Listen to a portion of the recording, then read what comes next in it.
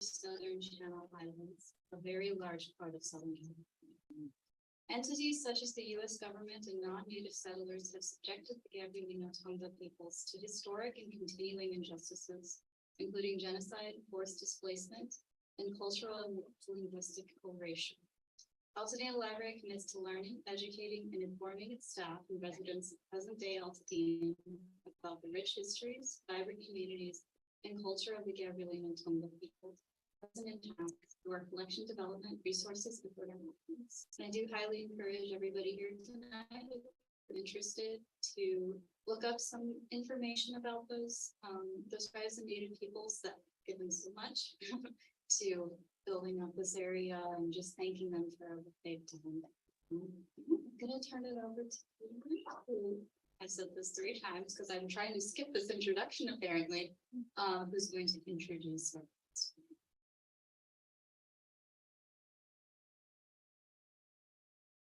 Well, slight adjustment. I'm gonna actually end up introducing Carl Salmon. But what I want to do is tell you that we are 1 beat away from the year-ending event for year 1 of our term that's the Laureates.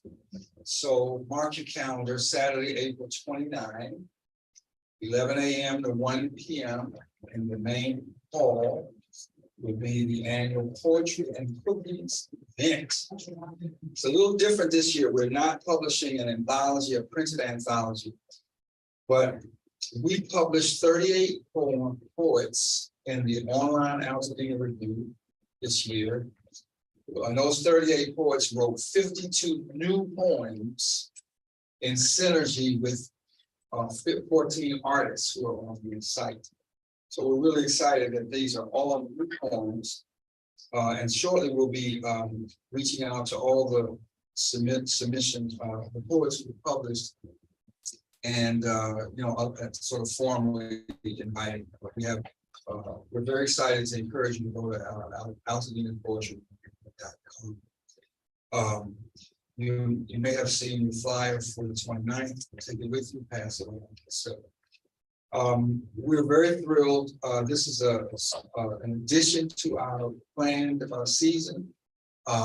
Thanks to Ashley and her team, and we're really happy that we have our 2 colleagues here. We're trying to do it anyway. But thank you God, Carl, we did it. Carlos.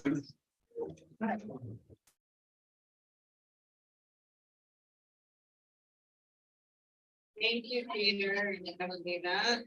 Yeah, we are really excited to have these 2 wonderful poets here with us. They both have new books out.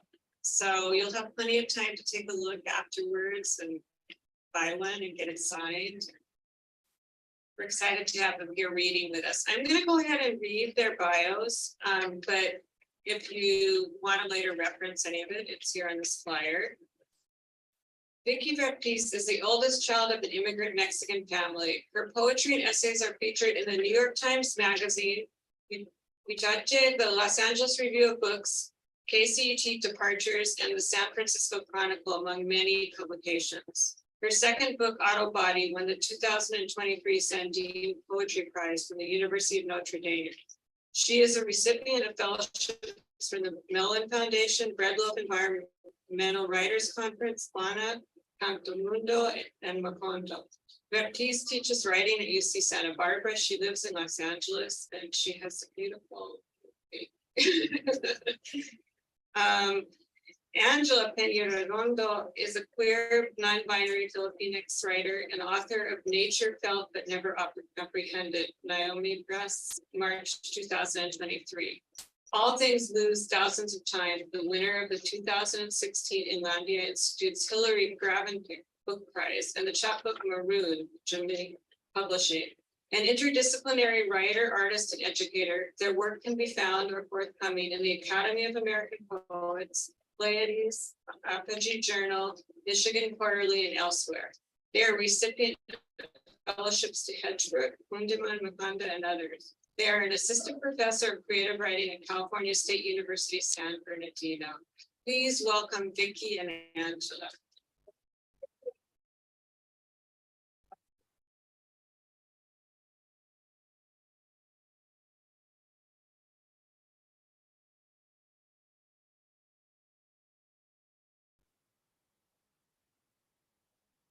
Hello, everybody. Good evening. Thank you so much, Altadena Library, and thank you so much, Peter and Carla, for inviting me and Vicky to be here and to be part of the programming and reading series. Hopefully I'm getting all this information correct.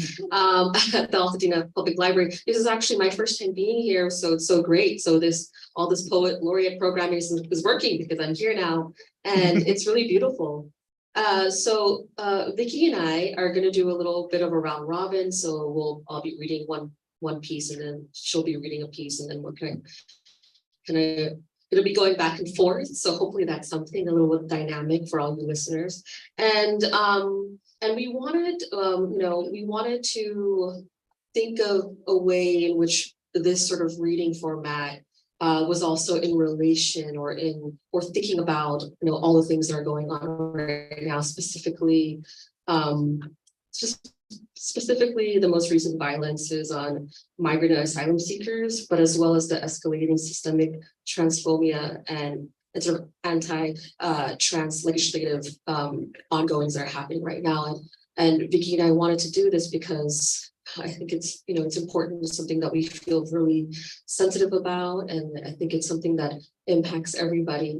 So we'd like to dedicate this reading that we're doing to that, and sort of read on that frequency. So maybe the work might not directly address that, but it would be on the frequency of sort of those subjects. And also, with that said, thinking about work that kind of explores and is in conversation with the intersections where matters of gender and inequity are inherently related to issues of immigration and family-based injustices. And so wanted to share that before I read. And with that said, I am going to flip through this book that I am still very new at finding pages here. So please forgive me for some of this, all these flipping pagery stuff. Okay, 7.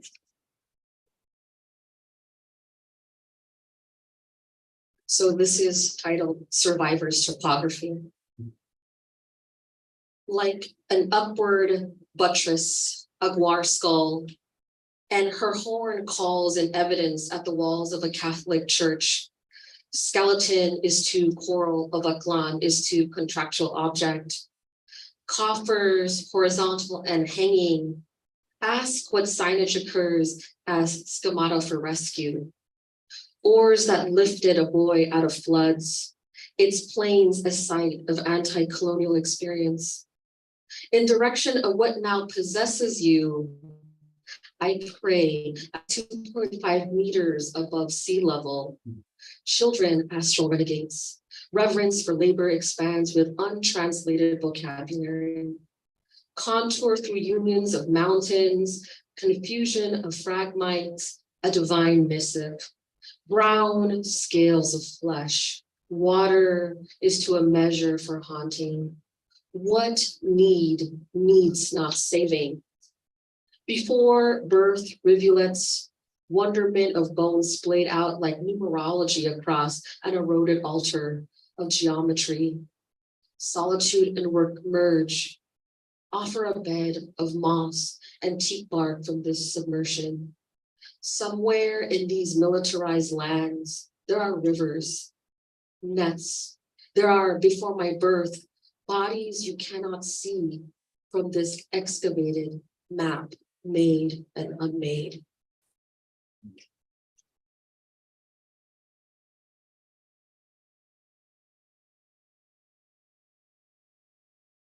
As much as everyone. I don't know if you've seen this before, where like readers like read in response to one another, but we found that it's really interesting for both us and the audience engaging the work differently. This is from Out of Body. Thank you all for being here. I know it's a hall. There was like, I don't know if anybody else bumped into the filming on Sunday. It's like, when can I go around? I learned to drive on the 7 times. I was like, just let me go around. I will be very fast. But no. Thank you for being here. I don't know what else to tell you about tear gas. But I am certain it is no good for nachos. Don't add extra salt to your salted down honey. That's how those chips climb on your shoulder and stay there. It was natural, you said, a little chile in the eye, exactly like the chiles you put in your nachos. A little splash, a little spray. How about we do it over your baby's face? Ay, cómo le gusta chillar a este mundo. In your dreams, who is the monster? Is it you, but out of uniform? Do you wear border patrol green to your family events? Verde jalapeño, verde envidioso. On Noche Buena, did you ask baby Jesus for papers? Did they hold up a hand and tell you to fuck off? When the robed baby set your boots on fire, did the flames catch your aura's edges? Your protective helmet? Besides, no one eats nachos before they come to this country which means you and me. But you don't know that. You don't know your own full self is choking on the same gas. Only yours comes as a paycheck, a flat white body.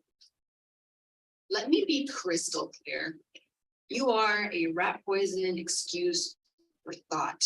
You haven't gone anywhere, read anything, seen anyone that didn't love cowboys, those busted ass, burned out wagons. Everything is on fire. Please, little baby Jesus, set these demons ablaze. Rapture these good for nothings, dip them in acid, mail them in pieces to narco sidekicks who make people into hot dogs on a stick. The world keeps ending, but we're still not dead. I am all out of curses, but don't also hurt me.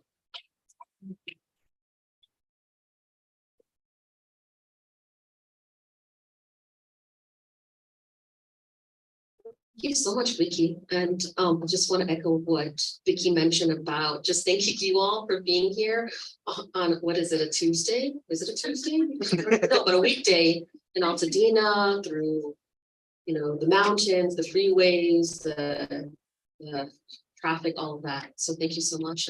We appreciate you. This is an excerpt from a piece titled Contradictions in Kinship.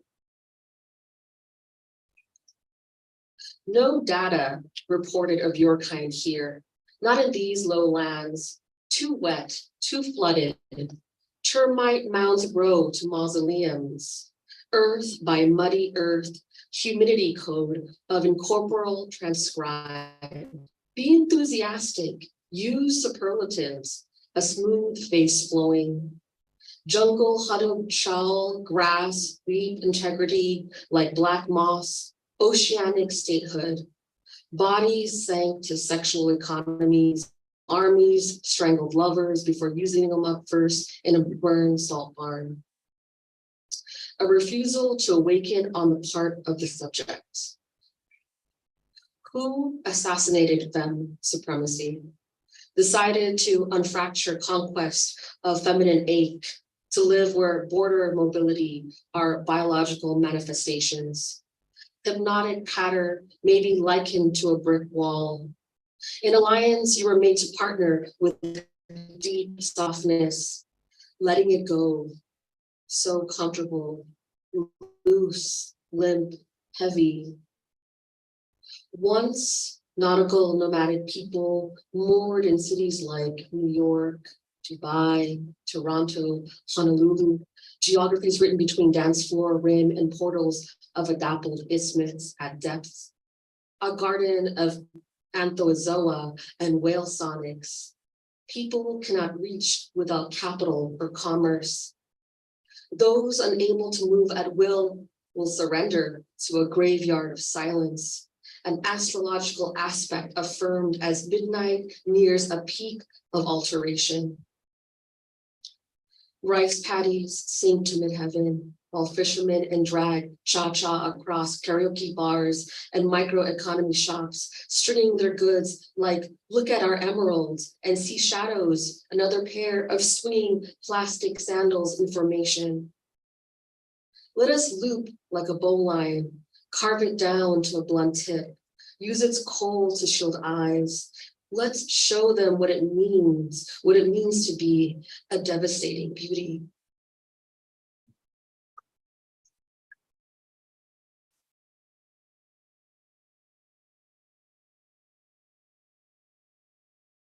We're gonna have to transition to the bard poem soon. I had the opportunity to write after the visual artist Shireen Shah's artwork at the Broad Museum a couple of years ago. It was one of the poems that came from her. We had to become doves and Americans. I am so sorry that you cannot return. Distance has been coach whip snakes slithering along the creek. I had to leave home to see it too, to see my body, the garments I was wearing. Education and her dangers, new words, the epistemology of survival is privilege. It is not one or the other, but you and I get to see from afar, taste the pistachio of the past, wash our hands with the rose water of our present, distilled and something we can carry. In your dreams, Mexico stands in for Iran. Morocco is the understudy for Algiers. For us, LA is perhaps Tehran, Honduras, Usas. Usas are not the same as gorditas. Baleadas, not quesadillas, don't even try. We know what it's like to be kept out by missile necklaces and barbed paperwork, by men fatigued with because I said so's.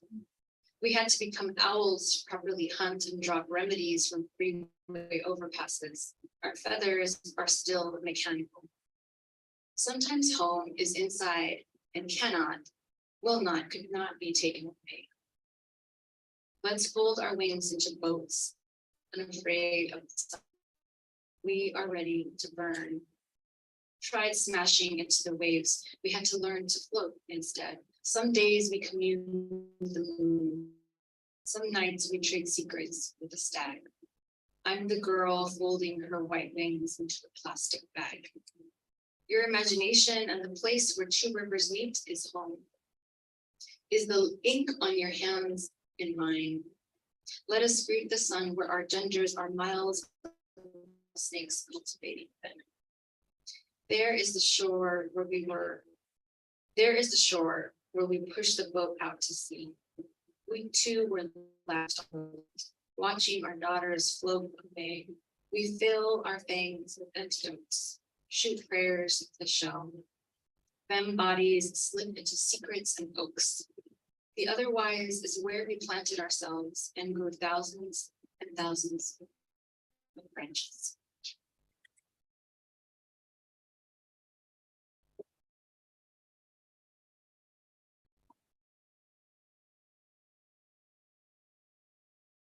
Sorry, I'm like trying to time at the same time, so I'm fumbling with my phone and everything. All right, so this is an excerpt from a piece titled Cut and Openings to Mend the Me.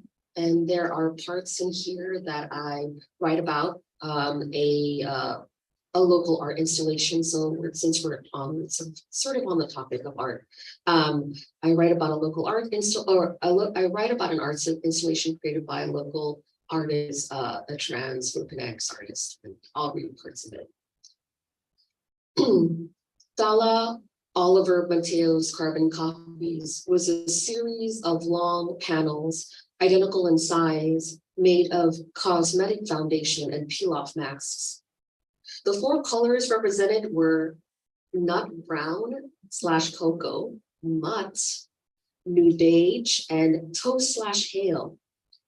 Tala arranged the panels from left to right, darkest shade to lightest shade, hung side by side, 3 feet apart. I observed the panel's thinness, their plasticized sound. I wondered if they would melt from the salt of my hands, stain my fingers before reaching out to them. I wiped the oil from my palms along my pant leg. I was surprised how they felt, durable, like latex and android. Sash to alienation, ensemble set apart from the normative. But in the dark, jettisoned, roots, stalks, and trees, and then deviant thoughts of myself. Songs, but as I get older, I have not yet sung as I want. Mine are queer, stranger songs, separate from my own body. They get queer still. Consequentially, my body's a book. Ghost, ghoul, Jovian, Venusian, warm and soft out without cohesion. Subversive social commentator, arbiter of culture. I have learned to be lonely and stronger around these men. Tala, the artist, shows me a picture of a half-naked, muscular-bound man on Grindr. We chew on asparagus sandwiches. She tells me her memories of growing up in a military-dependent family, living all over Germany, Hawaii, plains of the Midwest. We scroll through dick pics and chat about how societal concerns associated to skin is feminized, how the feminine and skin obsession are synonymous. Our mouths hover above our cups. Her lips part just enough. Cream in my Earl Grey sinks, turns liquid from brown to new beige. Tongue, tea, silks when swallowed. What is the that separates us from desiring ourselves?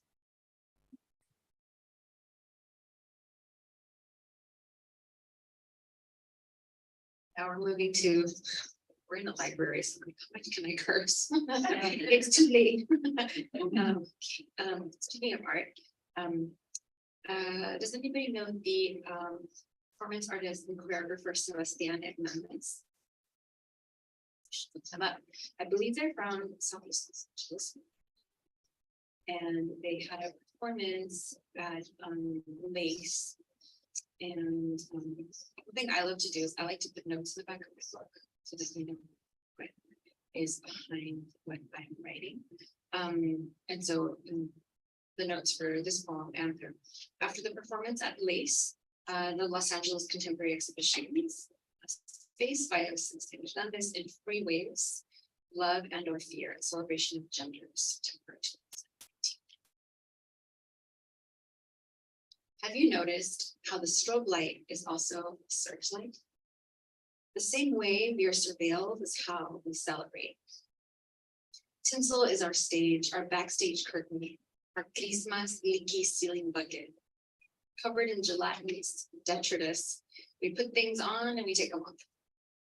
Harness for an automatic pistol, a wine glass, kicks, slides up, butterfly hair clips, and brushed out bob. Outside, it's the X-Files on the sidewalk. Inside, there's a green neon star on your back. That shapeshifts, and you do too. You keep emerging as someone else in a smoke machine flood. A sheath here to rhinestone your. I've been too tired to tell you, but you mean everything to me. Your waterworks and projected crimson swish across the wall. What does it cost us to make art? And what is the cost if we do not? Rainy verse dancer, femmes in translucent heels teetering on platforms, drag show leftovers. I came today for your filament and you gave me flashing LEDs. I want you to leave me a piece of you, the afterbirth if you can spare it. I'm hoping to be born one more time before the world keeps glowing. Déjame un pedacito de ti, pegajoso y fragante como el vello entre tus piernas.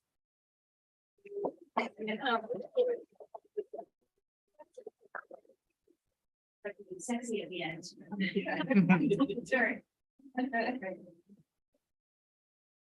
Thank you, Vicky, for the unexpected sexy, and I will vouch for your uncensored reading, that you shouldn't censor what you read. Yes, thank you for that. And with support from the library too. Thank you so much for saying and reminding us. And I wanted to, on the same note as Vicky, thinking about the endnotes section. I'm going to read something from the endnotes of my book that talk about the title of this book, which is titled "Nature Felt but Never Apprehended." And so I use the endnotes as reference, but also as almost like a journal entry moment where it is an endnotes page, but it's also another place where I can also be a little bit informal with the endnotes section. And I write here, the title of this book came to me on May 27th, 2020, the month of George Floyd's murder, and when Black Lives Matter LA protesters converged shortly afterward in downtown Los Angeles. As demonstrations blocked the US 101 Hollywood freeway, somewhere between Alameda and Aliso Street, I was a mile away with a book in hand, cross-legged atop a mountain rock. I caught a glimpse of a striped snake chasing a lizard into some shrubs. Then the all too familiar sound of helicopter blades circling above me and moving towards the city skyline. I was reading Cecilia Vicuña's poem, The Quasar. The poem's original lines are, everyone knows what poetry is, but who can say it? It's nature to be felt but never apprehended, which is on Spit Temple, selected performances of Cecilia Vicuña on Ugly Duckling Press, and then I'll follow with a short piece, or like maybe not so short, but I do want to read a shorter piece because I'm like trying to always be conscious of time. All right, this is fine. Okay. So transmitter signals when in proximity to power collapse. And this is dedicated to my grandfather who fought during World War II as a guerrilla soldier and who later on got Alzheimer's, before he passed away. His clicking mouth like Morse code, his slipper slap across the hardwood floor of our house, his country, that is his militarized body. The untouched plate, rice and dried fish, banana slice with a spoon. He paces in his underwear, white ribbed tank torn at the seams, a gold medallion with words, Deus, Deus, Deus. Form an obtuse triangle, unguarded between throat and breastbone. How to not conjure the stones, but heat itself. From his lips, licks salt and earth. He originates to apparition. At the end of the hall, examines borders of a wall mirror, expecting to find a hidden switch to a trapdoor. Once his reflection deterritorializes, a clearing appears before him. Through silt and its rhizome he runs, through sacramental mounds until feet, breasts, arteries, and joints unfix and feather. He sprints into a future. Throat carries the 3,700 seed capsules he will regurgitate to mush, nursing unstretched mouths.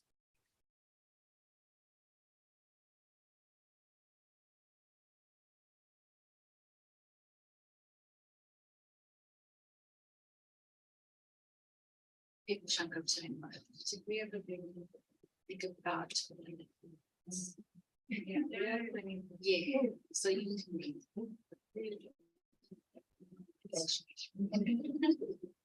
So speaking of the notes, so yeah, let's backwards read. We'll read the note first.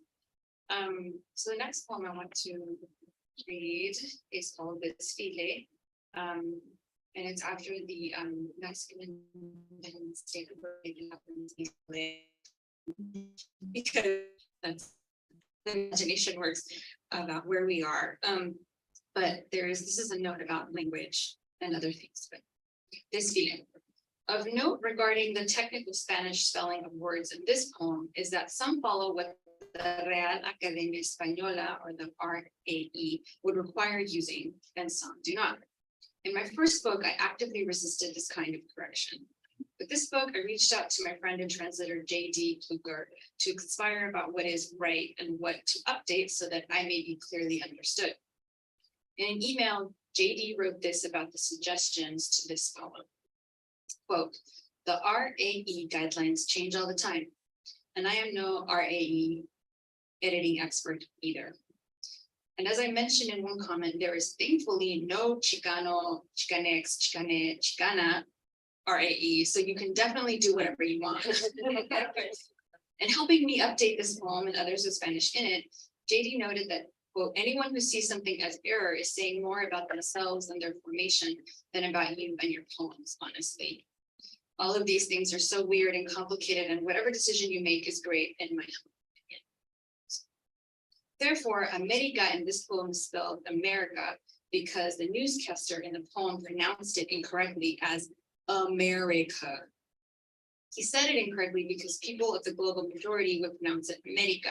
And so to tip those scales more towards true than what dominates, I must leave it wrong. It's a textual revenge. While we are here, America is 2 continents, not 1 country.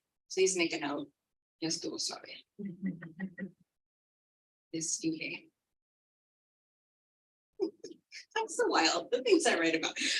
After the 2018 Mexican Independence Day parade in East LA. How long have you been holding this flag? Can you tell us in French, in the Mexican language? Qué bonito tener México aquí. Come see the 71st year of the Mexican Independence Day parade in LA. Even the junior ROTC is here, especially the junior ROTC. Disciplined children with empty rifles, a white anchors on the street. Viva Mexico is the big dancer. And the anchor man says, throws in a Viva America, like it's a different place. Like it's not here. And can you call those tires on a lowrider? Is that the right word? We're so loyal, like the junior ROTC, because the devil gave us an idol once. Compton Cowboys gallop just a little because it's 95 degrees here. So being jihad. But everyone is so joyeux to be out here in front of the dentist's office, then the bus stop, then La Clínica de los Doctores. People are representing Puebla, but they don't have costumes. Is that the right word, people? Wave very slowly, princess. Don't leak a sweat. Don't break a sweet. Don't break a swat. Miss Mexico Nacional, what a silhouette, como pastel de quinceañera. I feel like I'm part of the community, says the Pucha anchor. She is. Look at those rims. Is the hood lifting off? The Buick is leaning to the right. Just how do they do that? Lift off and wave at the same time. Ride and drive and majest. Work and drive and work at the same time. It is the ancien habit of my people, electric rose acrylic and platinum pinstripes. We feast on tongue and doubt, imbeciles and invoices, bones and myrrh, your siren and entrails.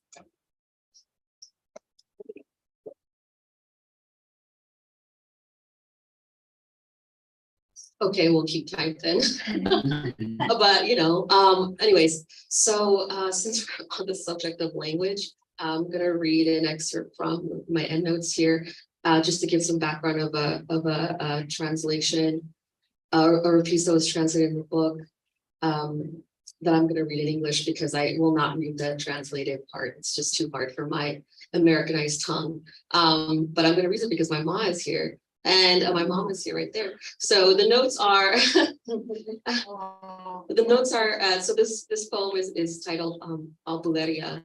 And the translation of this poem is into Hiligay non Ilonggo. It was an intergenerational and matrilineal-led project with my mom and her friends, non-blood relatives, or non-blood related titas, which are like aunties. This felt like an emotional, risky project because although I was born in the Philippines, I've never been fluent in Hiligay non. I'm not a scholar on Filipino languages either, but this poem gave me reason to work with my ma creatively and uplift all the ways she is in community with others. Hiligay non is a Visayan language spoken predominantly in the Western Visayas region of the Philippines. Ilonggo, a dialect of Hiligay non, also known as Sina, is spoken mostly in Iloilo City, the province of my birth.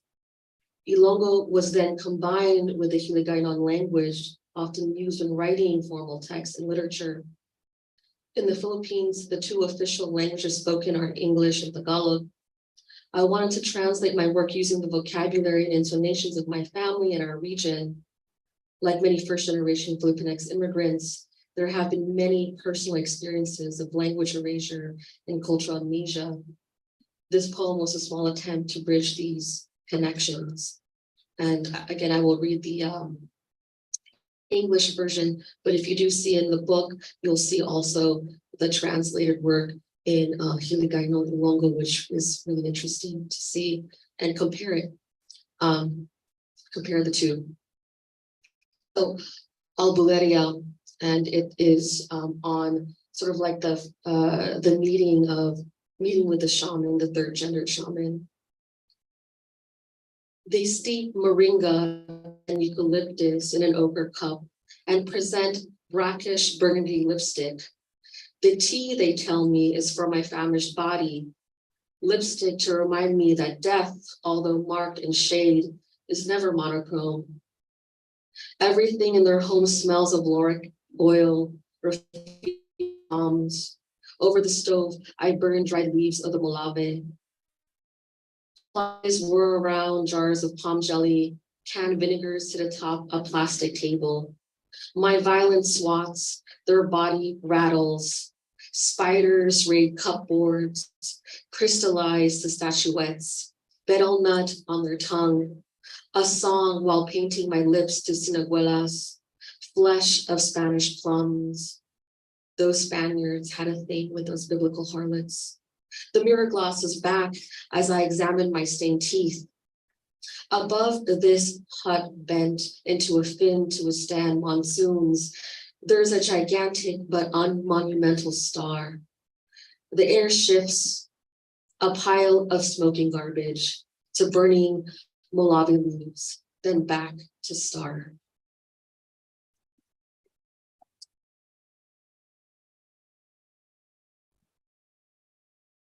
So language. So I'm gonna read, this is from Pompron with Stroka, which is my first book. And if the library doesn't have it, maybe we should order it. Because, not for me, but like, it's just, when I went to school at Williams College and, does anybody know where that is? It's in the Berkshires. Yeah, Peter knew. Sorry, I like jumped to answer that question. And that was, I went to the art section for some reason, the art books, and I pulled off this book off the shelf called Cara Chicano Art Resistance and Affirmation. And there were photographs of these murals from Estrada Courts. Where Estrada Courts? Where are they? Will Heights. But you know, it's Will Heights and East LA will say they are very different. So we'll say yes, because they know they're right next to each other.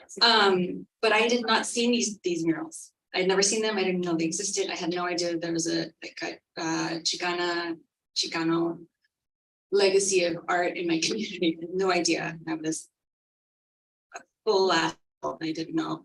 So that's what I'm saying. Like, we need to just see these books in as many places as possible to keep finding ourselves.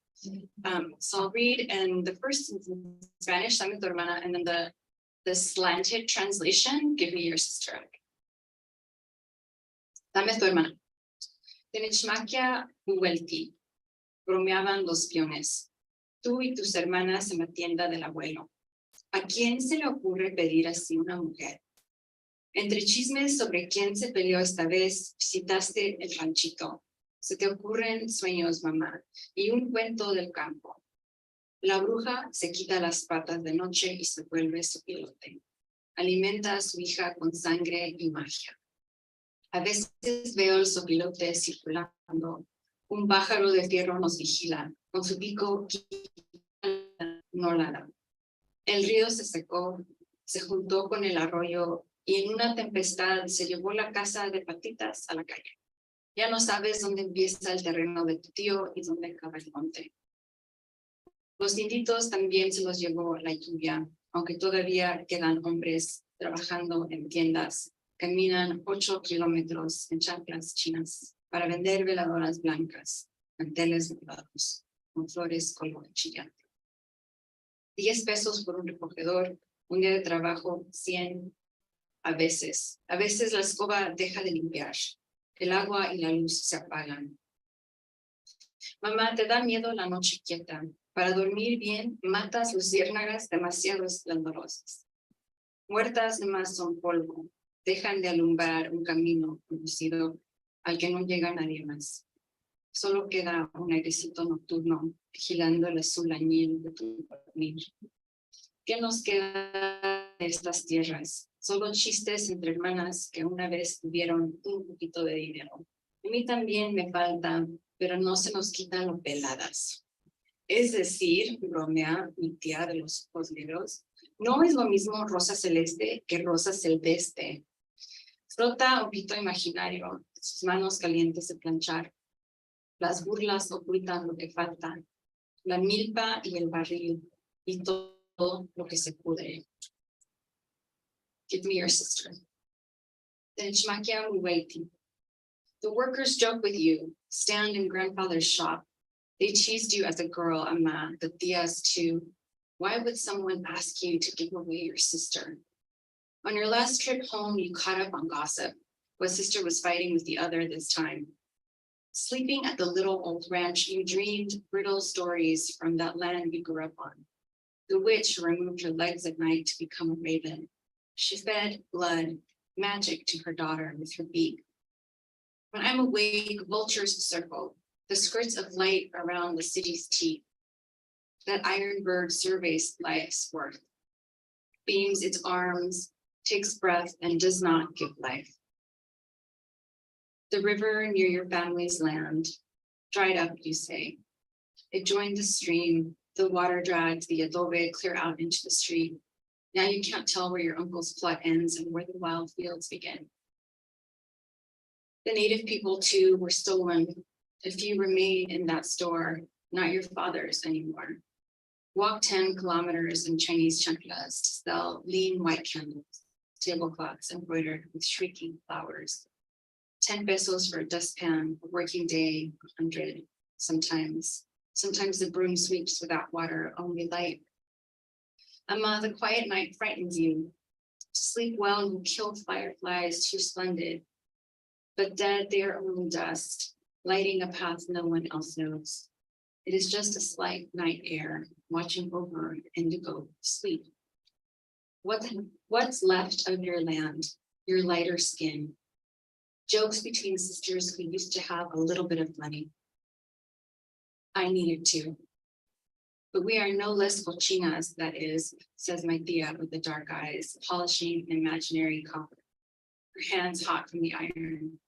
It's not the same to say rosa celeste as rosa celeste.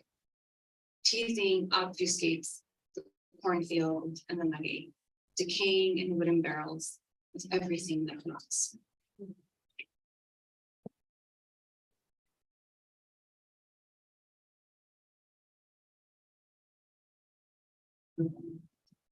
Should we continue to read some more, go to the question and answer part, or read a little bit more? Okay.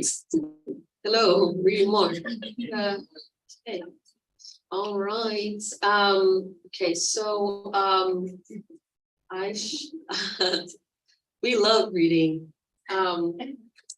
So I'm gonna read this. I'm gonna read the very, very first poem in the book, and it's before all the sections, and it is just a little background on it. It's sort of this ritual. I was thinking about rituals and rituals about like shedding one's demons, shedding one's historical demons, and I wanted to just take myself or take the speaker to sort of a fantastical place, and there was a time that I was talking to students about this, sort of like what was their own, could they think of their own kind of ritual for that? And I think everybody, I would think hopefully like thinks about those things, like what is your personal ritual for shedding the old skin? And this is titled Mercy Ceremony. I'm slaying you in my dreams. No, slaying you for reals this time. Still pointed aim like hawk bone at your bare collar. Your eyes tell of those one's privileged limbs. That mouth that consumed everything it could because it believed it could without even knowing the immensity. What was once stripped from me is no longer an invisible assault, buried under bladed tendrils of seaweed, havoc of sea grapes. There's nothing holding me back from carving as one does when whittling wood.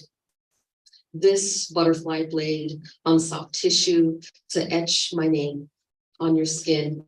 This name for ocean, its secret wind, this tender gouge. Jellyfish, all cinematic, haunting, flaring sea anemone. Black sands of my birth, its unseasonable foam. You, rope bound, covered in lava sediment. I set your weight on a raft, just made for your tied up frame. Burn guava leaves above each part, stamped in volcanic ash. I hover longer over bandaged eyes, wrinkled genitals, moistened pod now, waiting to return to the undulating underbelly. Blow smoke into your one exposed ear so you can feel my life force one last time, like intentional stars colliding as I push your raft off into what's destined to consume.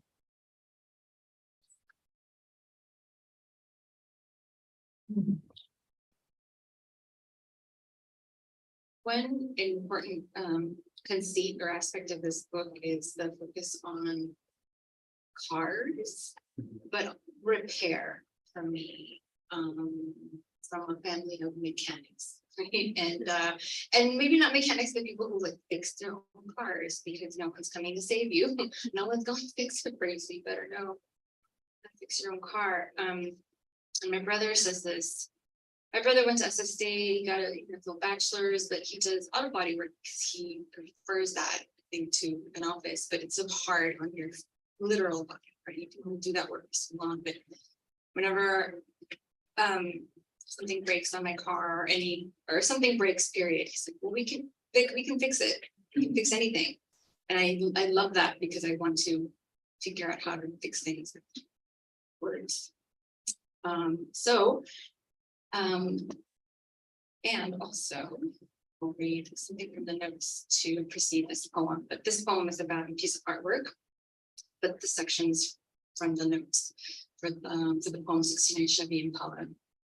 I grew up in a home where my father was always buying old cars, fixing them in the driveway on the side of the road, or taking photos of himself next to them, next to the cars he wanted or borrowed.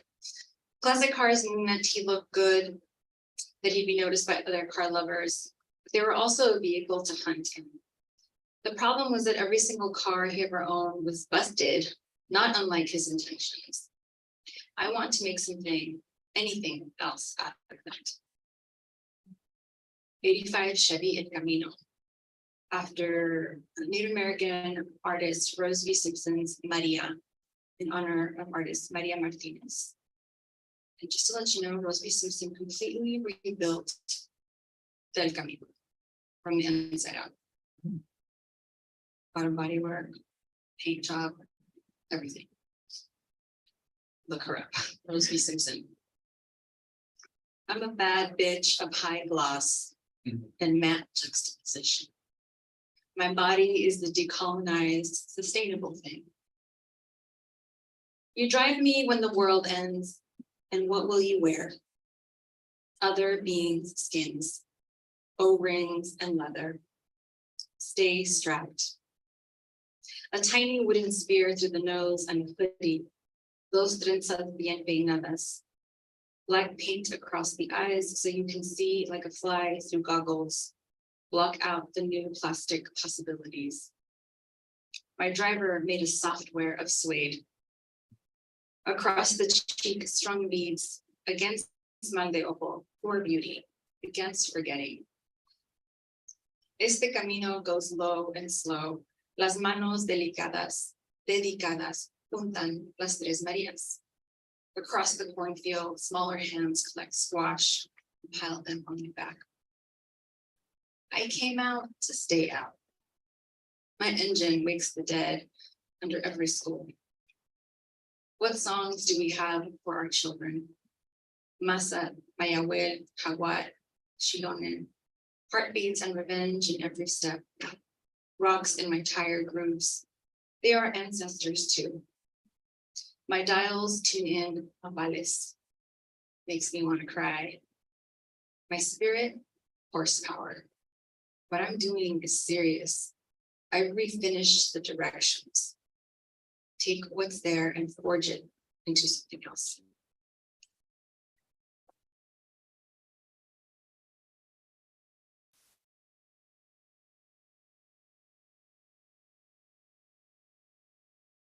Okay, last one. I'm gonna read, I mean, you can't tell that it's older, but it's older for me, and, this one is, it originally was titled, Why My Grandmother Turned into a Mink Whale. But then my editors say, why don't we just change the title? But I'm letting you know what it was before, because I was really fascinated with the idea of, well, my grandmother, but also like the different animals or the different lives that we could have, and they don't always have to be human lives. And so it ended up being titled as Becoming a Mink Whale, and this is sort of me like reimagining my grandmother. Becoming a mink whale. Underwater, she endures, attempts to create a viable future in shifty green among other whores and feminists. Akin to frilled sharks in cabaret, the angler in grotesque horniness, her obsessions over hairy antennae oscillating in the dark. Above, parties of war continue. On land, what's there to need? Mud, stools, the salacious heat. Certainly she's mended enough quilts and cotton to comfort her lover's body during late, rough nights. No more rice or pickled cinco or the goat knuckle stew that she fed the soldiers in their heavy boots, who stole all her spoons and pretty effigies. Their mouths stuffed. Let her have ocean, garden, kaleidoscoping to the Black Sea. Map, clock, contract, kill, they all mean something different down here. She'll gulp oysters and mussels down with no desire for palm wine. She'll floating on her side, and wanted her. In that unreachable sky, described as precious or turquoise, she knows paradise lives.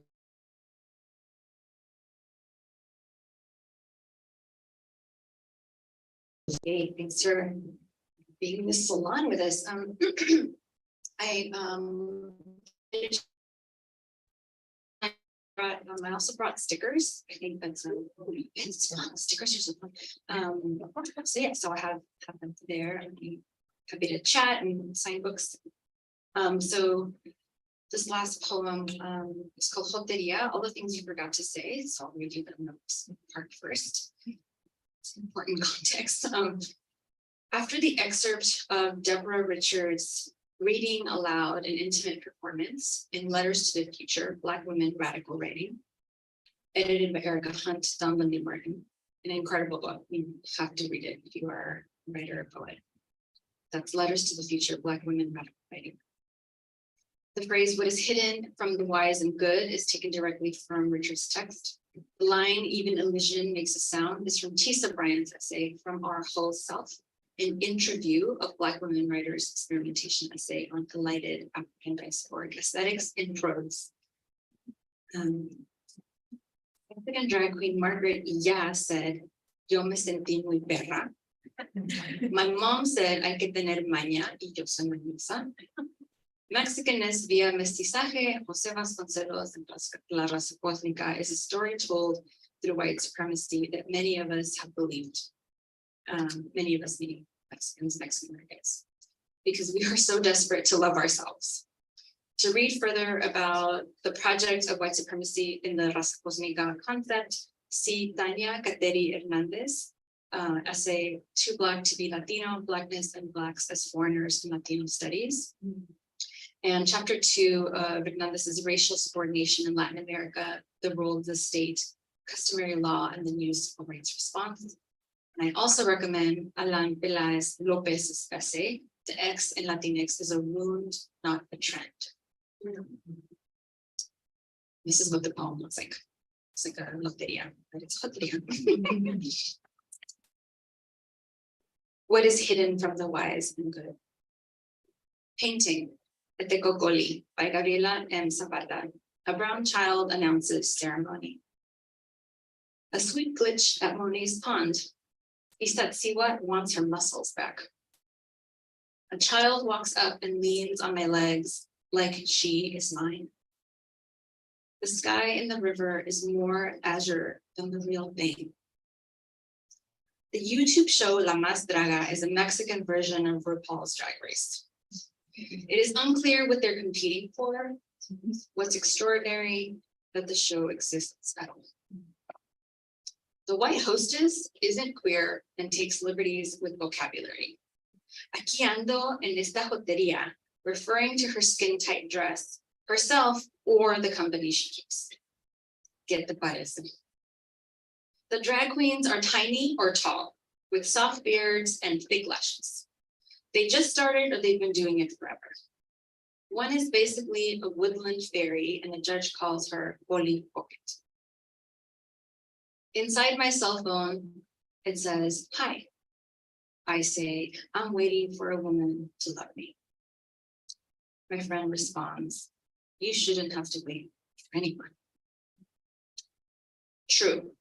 People forget that Mexicans look all kinds of ways: Black, rich, middle class, white, fascist, draga, performance artist, elote vendor.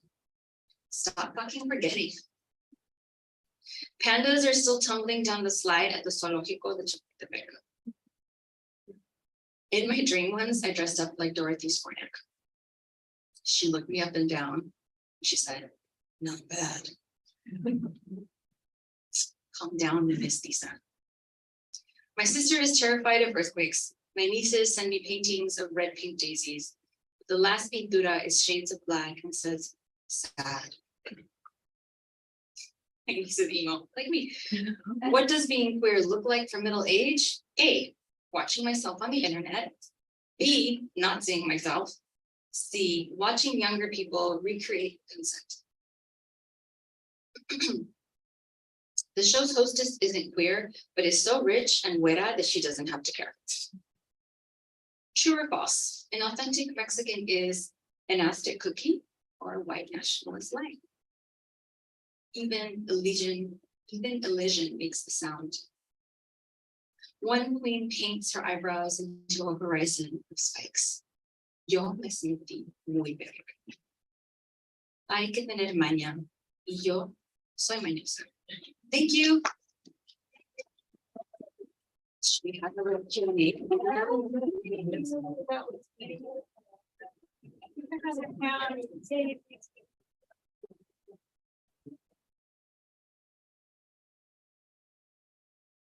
So.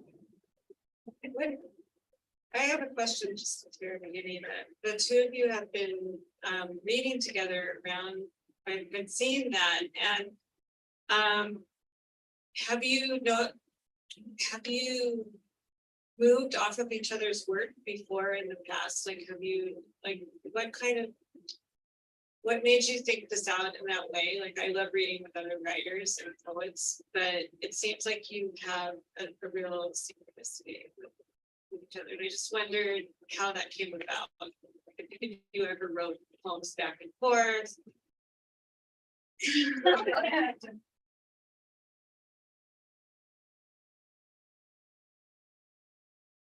Is this working? Okay. Well, that's a great question, Carla. We actually didn't plan it, to be honest with you. We wanted to read at one reading together, and then it started to just happen where we started to read together in this little mini local tour. So that was actually a surprise, and it just happened, like synchronously. And I think the last time that we both probably wrote in sync, I don't know, maybe in relation to each other, is Vicky and I actually went to the same grad school together. Obviously we didn't plan it, that's where we met. But you know, we did have cute moments where we wrote collaboratively or we talked collaboratively. But I think perhaps there is a lot of we can speak to this after, there's maybe some overlap there because you know, being in the same community, being invested in very similar subjects that deal with, you know, shall we say, like decolonial sort of subject matters, you know, feminists of color, perspectives, and various positions I think that we both are passionate about, like art and you know, and justice and all kinds of marginalized communities. So there's a lot of overlap there, I think, that we're both passionate about. And I think I see us both in conversation with so many other writers too, and not like not in a vacuum or anything like that. But what do you think? Yeah, that's totally right. We went to UC Riverside and we got to study with faculty like that and Allison Hedgecoe and but I think so I'm a Virgo and I'm the oldest in my family, and so that means that I like order. I like to know when shit's gonna happen and I'm just gonna do it. And but studying with Juan Felipe, he was like, he would call that going back to the bus stop. He's like, oh, we're going back to the bus stop. He's like, you need to go to the candy store. And I was like, okay. So now I go to the candy store now all the time. It's more fun in there. I'll tell you that. But what it means to me is like breaking language, like playing, like doing things that are unexpected, breaking grammar, breaking words, like just throwing things away, leaving them outside, the way, you know, Bono Peel may encourage us to like leave your manuscript outside and whatever survives it was in the book, like that kind of somatic kind of physical interaction with the text. But yeah, we care about really similar things, but we come at it totally from different places with different language. And we're going to continue our little tour. So like we're actually going to be at the formerly Pasadena Lit Fest on what is it, May 6th? Yes. So it's at the mausoleum at the where Octavia Butler is buried. Yes. So we'll be there on May 6th at 12:30, talking about queer legacies of writing. And then in the afternoon, we're going to talk about supporting each other's like books, the Design Gabriel Valley Food Club, which is just like a bunch of homies who like come together and eat. But my point being, like, we're friends. And so like it, and this is what we forgot, is that in the last 3 years, we were hanging out a lot because we would just go for walks during the pandemic. And so we were, you know, finishing these manuscripts, sending them out. And so, yeah, so I think that there's like little seeds of one another in what we do, but they get shined to be something. I wanted to see if anyone else. Yeah, here it does.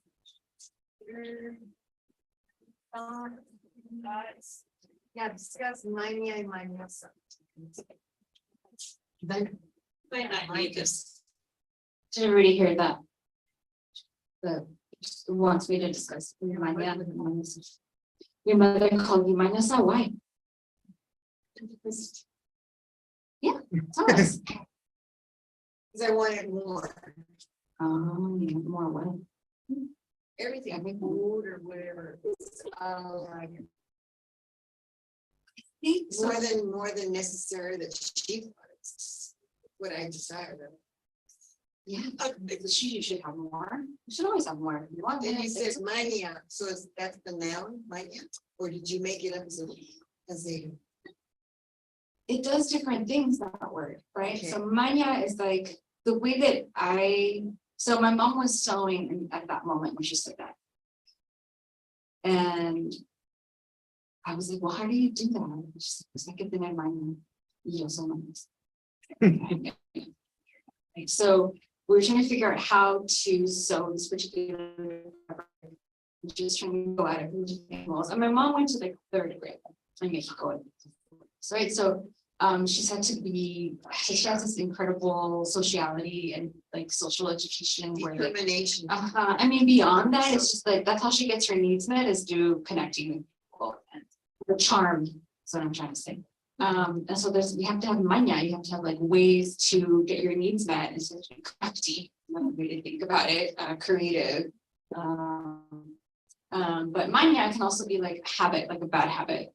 And then I heard mañosa or mañoso as sent to children and or as like sneaky or like thievy or thief, which I'm just like, I don't know why. Children are trying to get their needs met. I mean, as a new parent, I'm just like looking at all the different ways that my community raises its kids. It's just brutal, like the projection of like adult desires on kids, like that's not what they're trying to say. So just so I think someone called my baby mañoso because he was kind of this way looking up in his eyes, and I'm like, he's not being sneaky, he's just playing. Like, what is this projection of judgment on a child? Like, so anyway, I'm fighting a lot with that, the upbringing patterns that I'm trying to take apart. But yeah, so mañoso to me is like finding a way.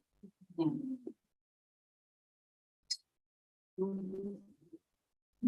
Other questions? I'm gonna compliment you on the use of language. Yes. Because you're using it beyond storytelling and using language. It's delightful word play. And then it's culture. It's very beautiful.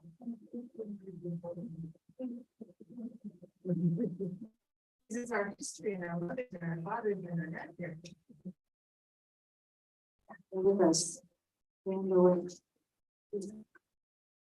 I have a question. Okay. Working together to create this poem and also in community with an extended community. It's a really good question. Yikes. Because now my mother's watching. Okay, so yeah, what they're referring to is the poem that I didn't read in like I know Ilongo, and what it was like. It was a really vulnerable experience. It was a really vulnerable experience to not only translate it, but to make the choice to translate it. I think when one comes from when one like myself comes from, like a cultural lineage where there is, where it gets severed and it gets broken. And that happens a lot here in the United States, where a lot of folks don't know, the language, their mother tongue, or however you want to call it. And I think there's a lot of vulnerability there. There's a lot of judgment there when you cannot speak that particular language, or even when you're looking back. And so it felt really vulnerable for me, but I wanted to attempt to do it anyways, Because I think it's really complicated, beautiful language. It's also really poetic language. There's also forms of poetry that was written in that language, pre-colonial times, pre-colonial times. And so it was really interesting because it took more than one person to help me translate it. It was like, I gave it to my mother and she was like, I can't do this, it's too deep. And she's like, let me call some other people. And they're like, this is all too deep. I don't know this other. And they would call somebody else, and it was like this, it became this collaboration of people that just wanted to translate and help me for free. And I was like, okay. And so that was really great because it became a community effort.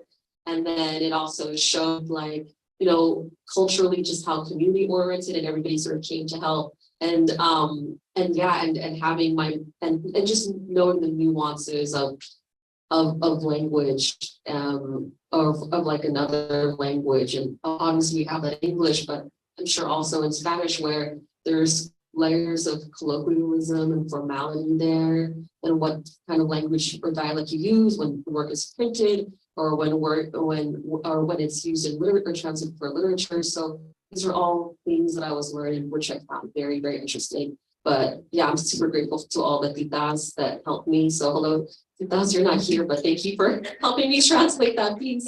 It was so hard to pronounce too. I was reading it to my mom. She was like, I said that wrong. Don't read that out loud. I was like, okay, I gotta practice like 300 times. So this is probably, I'm sorry. Well, I just wanted to say, it's really about pronouncing Nancy Galacticus. I've never heard that before. Oh, thank you. I'm glad.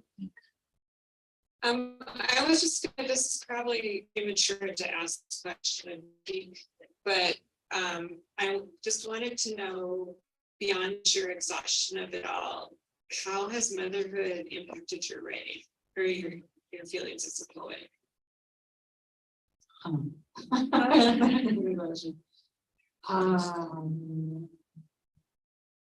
Wow.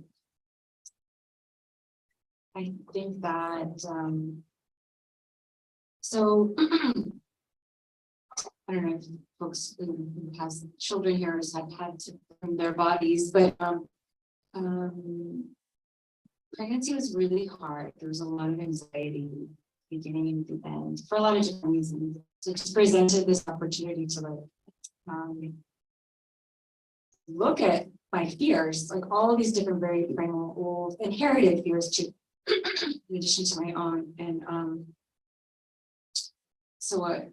and my partner as well. And so we've just been like living with and through the idea that feelings are temporary and it's okay to feel them, whatever they are, instead of trying to push them away, which I think generationally, my family and his family has caused so much harm, or just has like delayed healing or letting things go or maturing from things or just learning from them.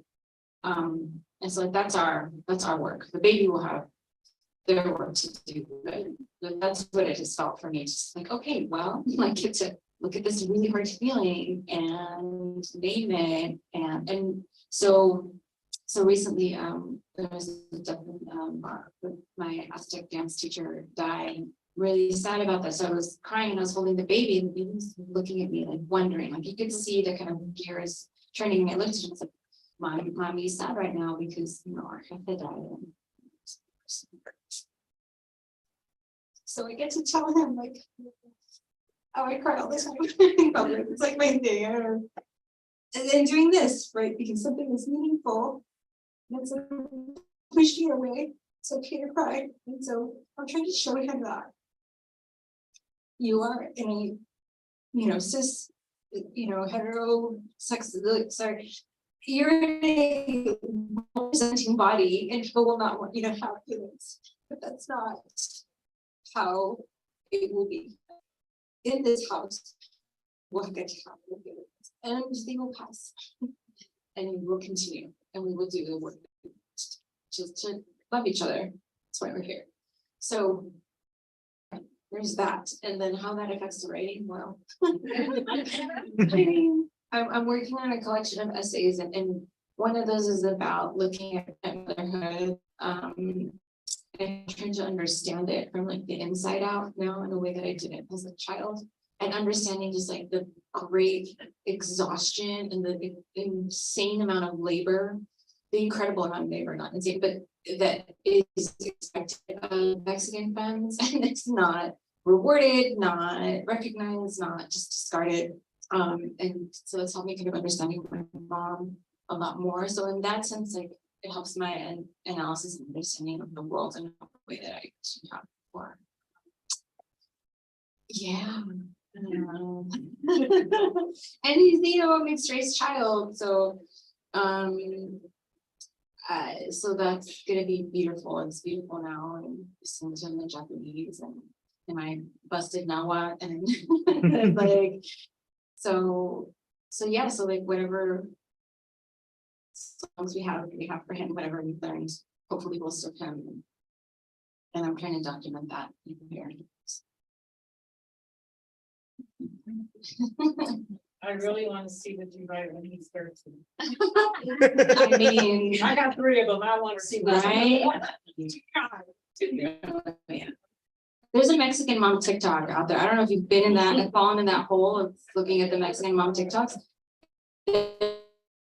Young men dressing up as moms, right? It's like a whole genre. And I'm like, and nadie me ayuda en esta casa. It's true. I see that now. So it's like, anyway, so I'm looking at that. I'm looking like, what is going on? What else can we do? And is there joy in complaining? Like, or can we not suffer? Like, how do we not suffer? So that's what I got. Thank you so much. That's beautiful. Other questions, comments? We have some time for you to check out these beautiful books. Books and stickers. Books and